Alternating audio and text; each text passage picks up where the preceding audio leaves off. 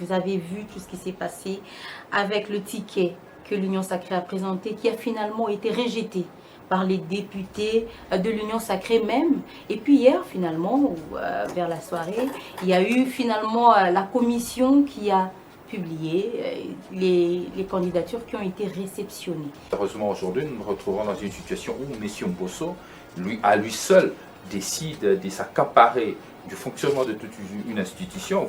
D'ailleurs, c'est de mémoire. Il a reporté plus d'une fois par sa propre volonté l'organisation de l'élection du bureau définitif de l'Assemblée nationale, ce qui ne se justifie pas. De la dictature, c'est les pays qui ont pâti aujourd'hui. Après, ils vous diront que c'est la Constitution qui bloque.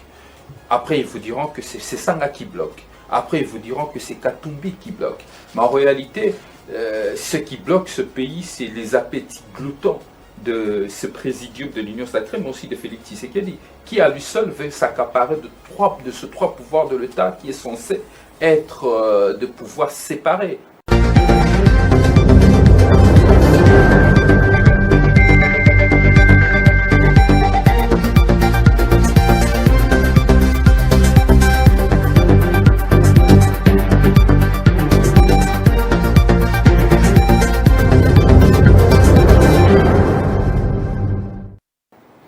Mesdames et messieurs, bienvenue à tous. Je suis heureuse de vous retrouver encore aujourd'hui dans ce nouveau numéro de votre magazine Le Siège. Avec vous, nous avons l'habitude, j'aime le dire, de décrypter l'actualité parlementaire, l'actualité politique en République démocratique du Congo. Nous regardons, nous décryptons tout ce qui se passe au niveau de l'Assemblée nationale, au niveau du Sénat, au niveau des assemblées provinciales en République démocratique du Congo. Nous recevons pour vous les leaders d'opinion pour réfléchir autour du développement de la RDC. Une nouvelle fois, mesdames et messieurs, bienvenue.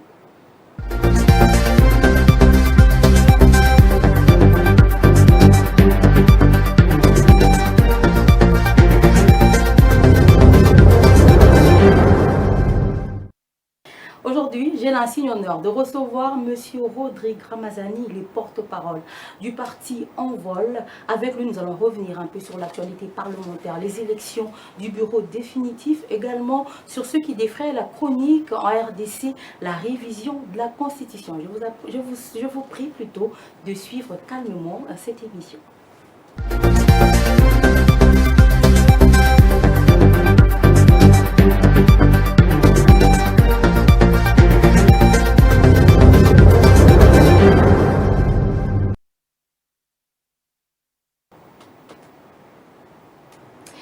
Alors, je le disais tout à l'heure, c'est un honneur et un plaisir, un privilège de recevoir M. Rodrigue Ramazani sur notre plateau. Il est porte-parole du parti Envol. Avec lui, nous revenons un peu sur toute l'actualité politique en République démocratique du Congo. Bienvenue, M. Rodrigue Ramazani. Heureux d'être en face de vous, Madame Grasse, dans l'espoir que ces échanges aideront nos compatriotes à comprendre ce qui se passe réellement dans le pays. Absolument. Alors notre première question, avec celle avec laquelle nous démarrons toujours cette émission, selon vous, comment se porte la République démocratique du Congo aujourd'hui? La République démocratique du Congo est malade et dans une situation comatée où les pays, les gouvernants plutôt allais-je dire, ne donnent pas des trajectoires claires pour le devenir de la République. Et cela inquiète l'Envol profondément. Malade, c'est-à-dire dans tous les aspects, dans tous les secteurs. Tous les secteurs de la vie nationale aujourd'hui, rien ne marche. Laissez-moi d'ailleurs présenter, à l'occasion de votre émission, mes vives condoléances aux familles éplorées qui ont perdu des êtres chers lors de ce dernier bombardement du camp de déplacés à Mugunga. Et ces familles, malheureusement, ont dû essuyer de l'indifférence du président de la République et de la première dame. L'indifférence, c'est-à-dire écoutez, le président de la République démocratique du Congo s'est déplacé plusieurs fois pour aller commémorer les morts ailleurs. Dernièrement en France, aux Invalides. Il n'y a pas longtemps aux États-Unis et au Rwanda d'ailleurs, au début de son mandat, en 2019, il a fait. Mais il a fait des nos morts à Mugunga. Vous avez vu Patrick Mouyaya, vous avez le ministre Moutinga et les Congolais n'ont pas choisi Patrick Mouyaya comme président de la République, les Congolais ont choisi Félix Tshisekedi. Et dans une situation de deuil, dans une situation d'atrocité, dans laquelle nos concitoyens se sont retrouvés, ils auraient bien voulu voir le président de la République, pour certains père de la nation. Ils auraient bien voulu voir les commandants suprêmes. Il fallait seulement qu'il soit là pour que vous trouviez qu'il avait une attention particulière. Il a fait organiser les obsèques. Je peux vous dire que le président de la République a ses idées ailleurs, sauf dans la résolution effective de ce conflit. Il a ses idées ailleurs, sauf dans l'approche d'être en communion avec la population congolaise qui est endeuillée. Pouvez-vous me dire la dernière fois que le président de la République s'est rendu dans des camps des réfugiés au Nord Kivu, vous avez le vous avez le camp de réfugiés des Kanyaruchinya, vous avez les camps de Muguga. Les présidents de la République, ils se retrouvent généralement dans des situations festives. Aux dernières nouvelles, ils jouent au football avec les stars françaises. Vous estimez qu'il faut seulement que le président de la République y arrive? Il y a eu le Premier ministre qui est allé plusieurs fois, il y a eu tout son gouvernement qui est allé, il y a eu Mme F. Bazaïba que nous avons vu aller, il y a eu plusieurs, il y a eu le vice-président, le vice-premier ministre Bemba qui est allé plusieurs fois à l'est du pays, ça ne suffit pas. Écoutez, j'insiste encore que la personne qui a fait la promesse à la population du Nord Kivu, essentiellement de l'est de la RDC, qui passerait son temps, qu'il mettrait son camp à l'Est, c'était Félix Tshisekedi. La personne élue, bien que par coup d'État électoral, c'est Félix Tshisekedi. Ce n'est ni Mouyaya, ni Bemba, ni qui que ce soit, ni Sama Lukonde. Donc cette population a essuyé l'indifférence du président de la République. Donc je présente mes condoléances au nom de mon parti et de mon président national, Denis Sesanga. Certainement, si Sesanga était président de ce pays, il aurait eu des mots et il aurait eu de l'empathie pour cette population, pour enfin de commémorer ensemble nos morts. Je tiens aussi à présenter, il y a cet incident qui est arrivé aujourd'hui au quartier Badara, dans le district de la Tchangou. Je présente mes condoléances parce que oui, je présente mes condoléances à cette population qui ont de suite des mauvaises politiques publiques en matière de circulation de personnes et de leurs biens, où le Congolais se retrouve aujourd'hui meurtri, obligé de mourir presque chaque mois dans des situations atroces, alors que ce genre de mort pouvait être évité. Aujourd'hui, il y a des enfants qui sont morts dans cet accident. On me parle de plus de 15 morts dans les enfants à l'intérieur. C'est inacceptable. Et tout ceci prouve à suffisance que ceux qui dirigent ce pays aujourd'hui ne le méritent pas. Nous allons finalement aller sur le vif de notre sujet autour des élections à l'Assemblée nationale, du bureau définitif. Vous avez vu tout ce qui s'est passé avec le ticket que l'Union sacrée a présenté, qui a finalement été rejeté par les députés de l'Union sacrée même. Et puis hier, finalement, vers la soirée, il y a eu finalement la commission qui a publié les candidatures qui ont été réceptionnées. Comment vous cernez tout ceci? Les Mobutistes et les fils Mobutistes ont pris le pays en otage. C'est-à-dire quoi, les Mobutistes, ils sont pour quelque chose aujourd'hui? Oui, vous allez remarquer que la majorité de ceux qui sont alignés ont l'ADN du Mobutisme, donc la consécration de la mise en place de la pensée unique et de la dictature, mais aussi d'un parti-État. Aujourd'hui, les institutions du pays sont pratiquement devenues des marchepieds de certains acteurs politiques.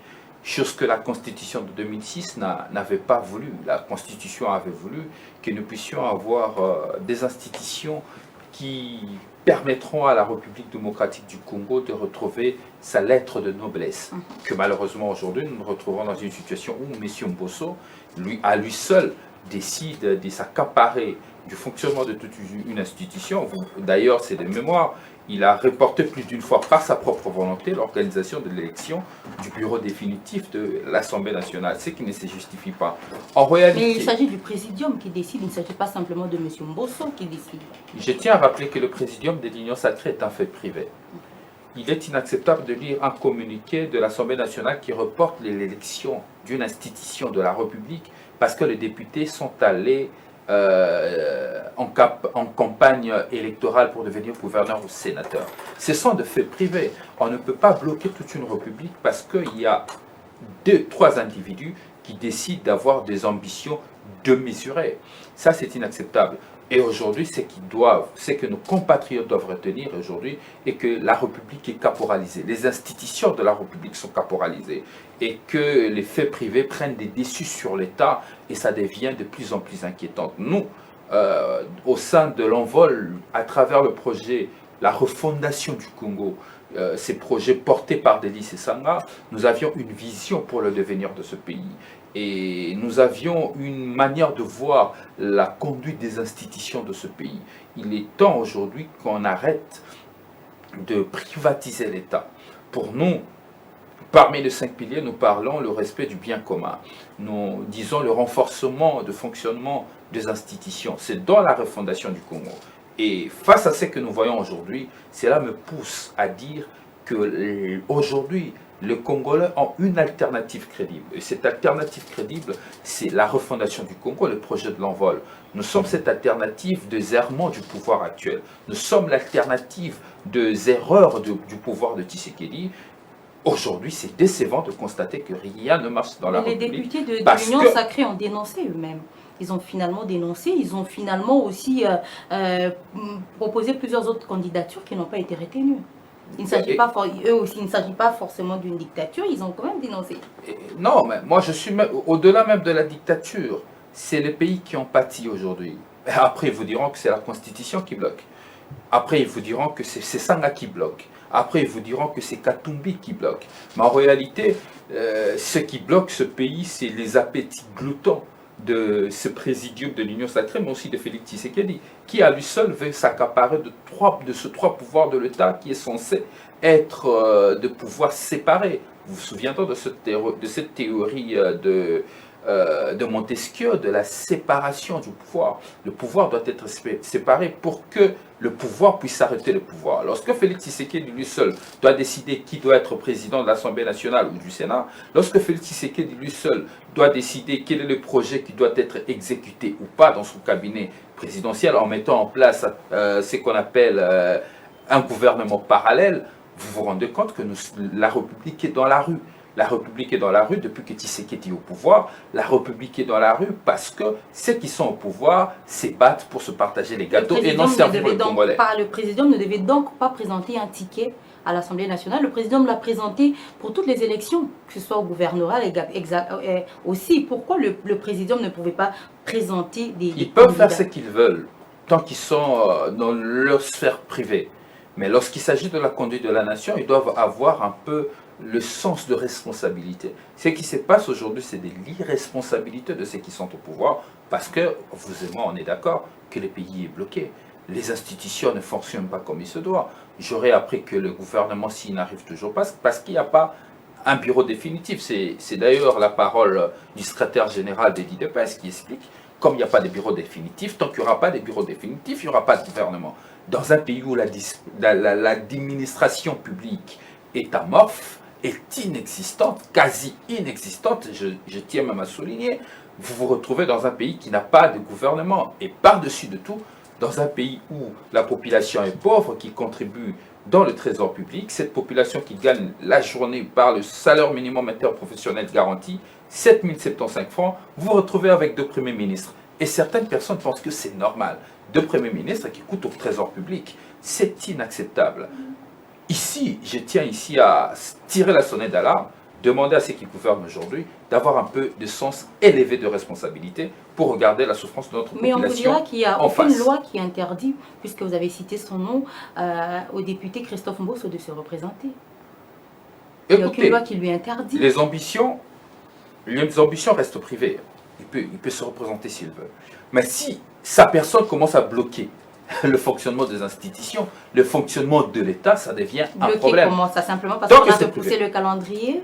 Pas seulement parce qu'il a poussé le calendrier, parce que M. Mbosso, je me souviendrai de quelqu'un, de mon président, qui l'a traité à une époque de voyou.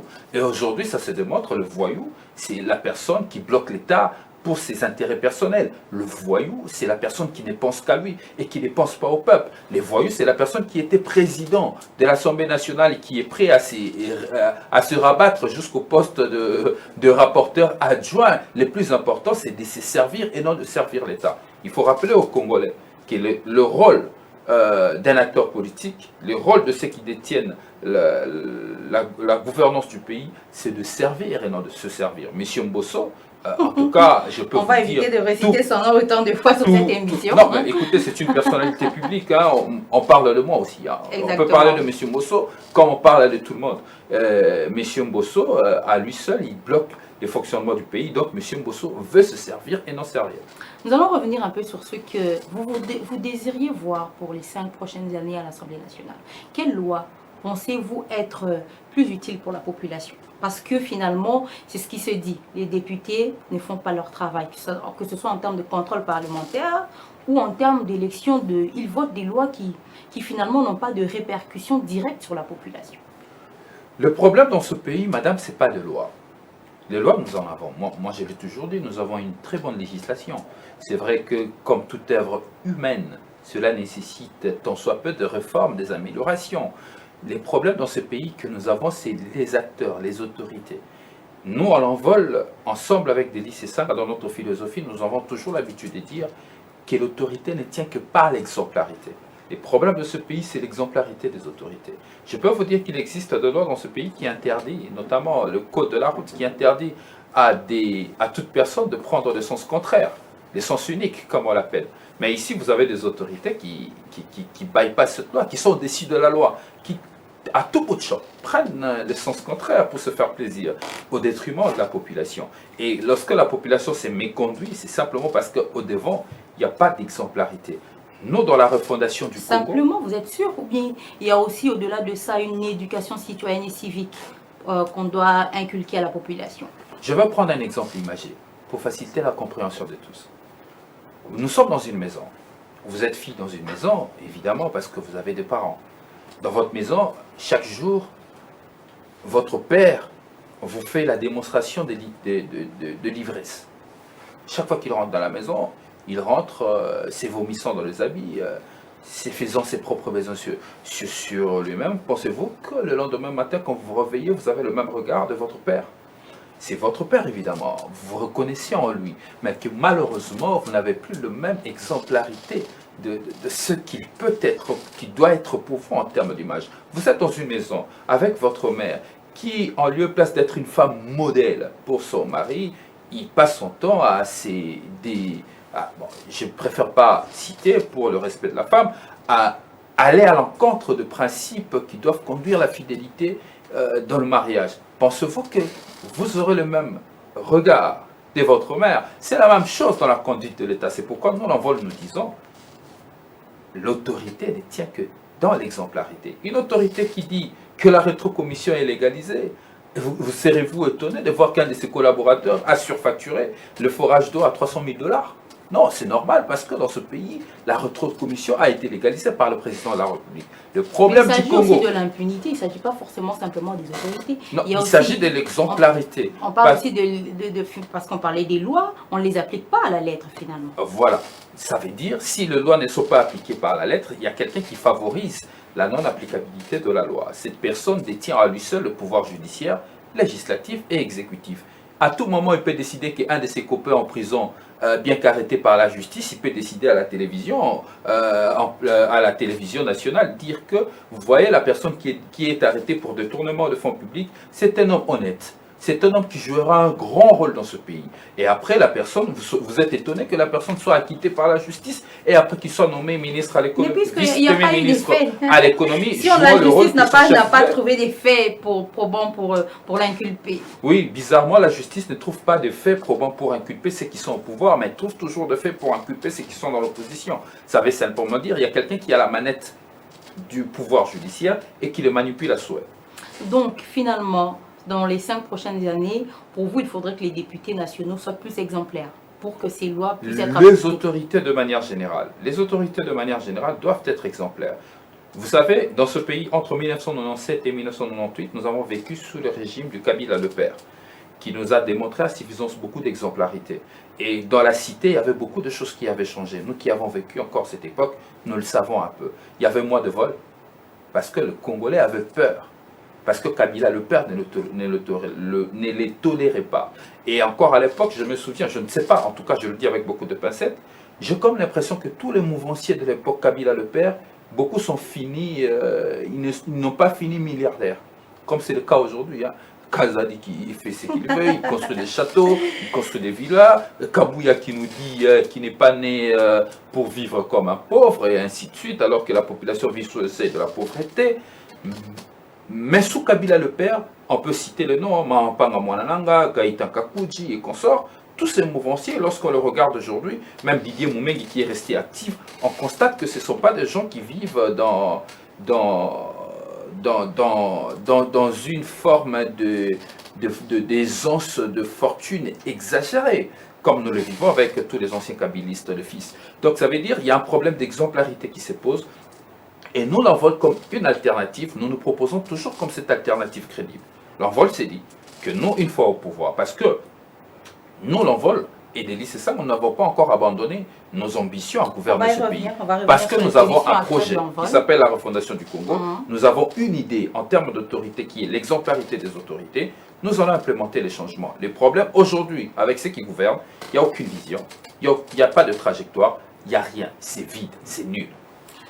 Pourquoi aujourd'hui Envol serait contre la révision de la Constitution? Non, l'envol n'est pas contre la révision constitutionnelle.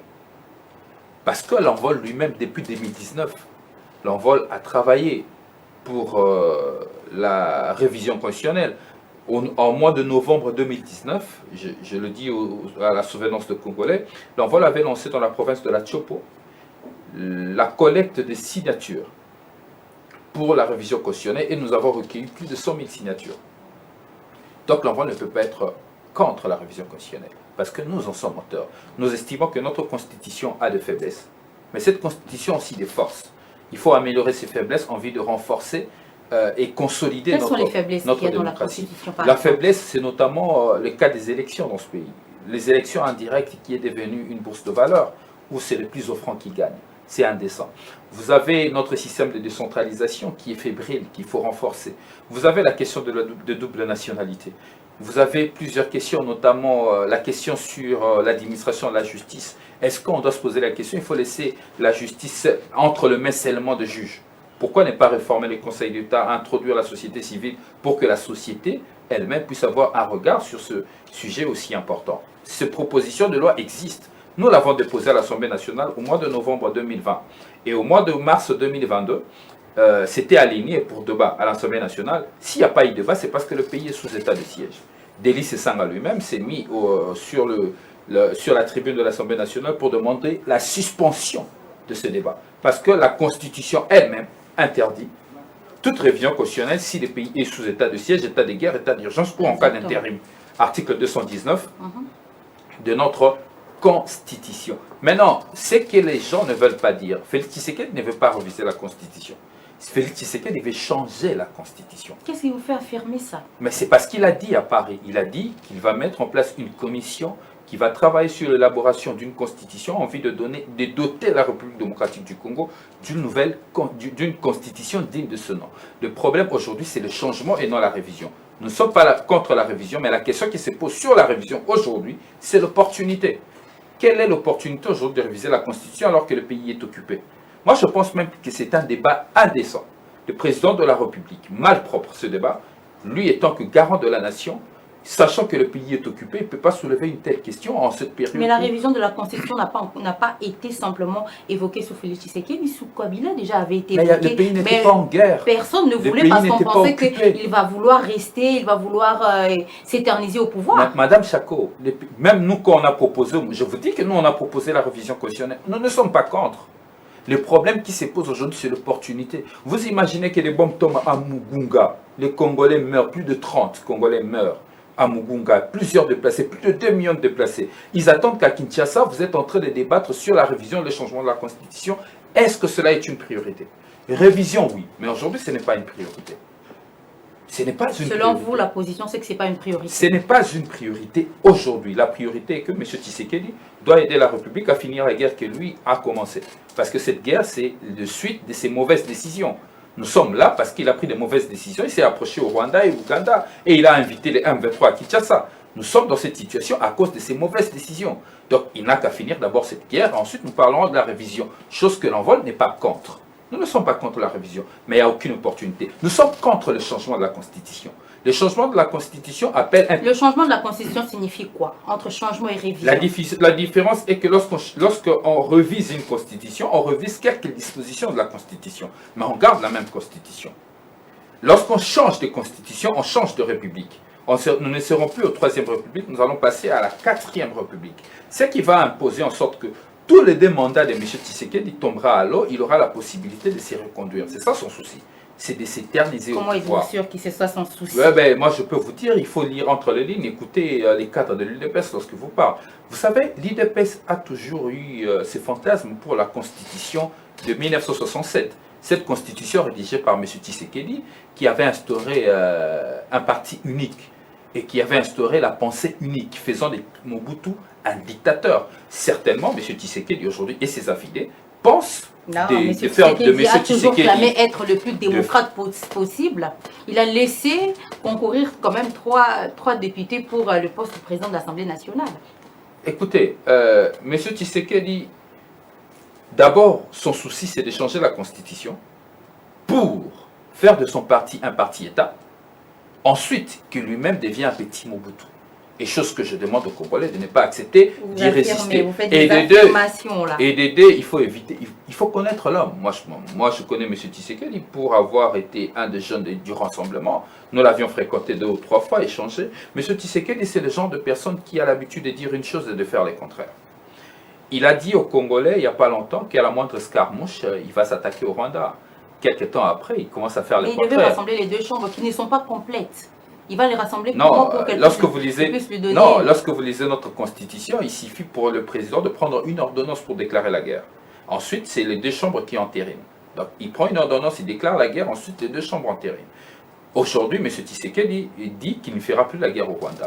Vous vous souviendrez encore que M. Tshisekedi a dit aux Congolais qu'il ne se verra avec Kagame qu'au paradis ou en enfer.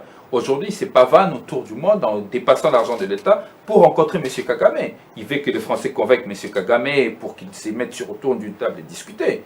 Donc, méfiez-vous de M. Tshisekedi parce qu'il a l'habitude de dire une chose et de faire le contraire. Nous sommes vraiment à la fin de cette émission. Alors, la dernière question. Aujourd'hui, que retenir d'Envol? C'est fini après les élections présidentielles, on n'entend plus parler de Délice Sanga, c'est fini. Elle reste dans l'opposition ou vous n'êtes même pas à l'Assemblée nationale. Comment être un bon opposant? L'Envol s'inscrit aujourd'hui comme un parti de l'opposition après les élections calamiteuses 23. Où ça s'est soldé avec un coup d'État électoral faisant de Tshisekedi président de la République, et la nomination des députés, et la tricherie et la fraude électorale qui s'est émaillée autour. L'Envol s'est inscrit aujourd'hui comme parti de l'opposition dans une opposition extra-parlementaire. Et dans cette opposition extra-parlementaire, nous travaillons pour renforcer l'opposition extra-parlementaire parce que l'opposition institutionnelle aujourd'hui est affaiblie. Vous comptabilisez à peu près une affaire de 20 ou 24 députés de l'opposition. Ça veut simplement dire que la voix de l'opposition est minorée. Donc nous travaillons pour renforcer l'opposition extra-parlementaire. Et Délice Sanga existe, Délice Sanga maintient ses ambitions. Nous demandons aux Congolais de croire à un projet. Parce que la différence aujourd'hui entre nous et le peuple sénégalais, que d'ailleurs le peuple congolais est en train d'aduler, est que le peuple sénégalais a cru à un projet de 2 jeunes hommes, inspecteurs d'impôts. Ils ont apporté un projet, ils ont mis en place un parti politique PASTEF, et la population est venue autour de ce projet. Ils n'ont pas regardé que le parti de Macky Sall avait beaucoup plus de moyens que le PASTEF. Ils n'ont pas regardé que les adversaires de Sonko et Diomaye avaient plus de moyens. Cette population a cru à un projet. Et nous présentons à ce peuple ce projet de la refondation du Congo, qui est devenu aujourd'hui l'hymne national de projet politique, parce qu'au Congo, il n'y en a pas eu, même aux élections de 2023. Le seul parti à avoir présenté un projet politique, c'est l'Envol. Nous disons aux Congolais, nous avons présenté un projet politique pour l'avenir de ce pays. Nous savons exactement ce que nous voulons faire de ce pays. Qu'est-ce qu'il faut faire pour donner aux jeunes du travail? Qu'est-ce qu'il faut faire pour faire respecter le bien commun? Qu'est-ce qu'il faut faire pour renforcer nos infrastructures? Qu'est-ce qu'il faut faire pour que l'autorité de l'État soit respectée? Nous avons un projet pour ça. Qu'est-ce qu'il faut faire pour reconquérir la paix à l'est du pays? Nous avons un projet. Et ces projets peut aller à la maturation qu'à une seule condition, avec l'adhésion de cette population. Nous demandons au peuple congolais de croire au projet de la refondation du Congo, le projet porté par l'Envol et porté par son candidat président de la République, Denis Sangara. Merci beaucoup. C'était M. Rodrigue Ramazani, porte-parole du parti Envol, avec qui nous avons discuté, et j'espère que vous avez découvert et apprécié toutes ces idées.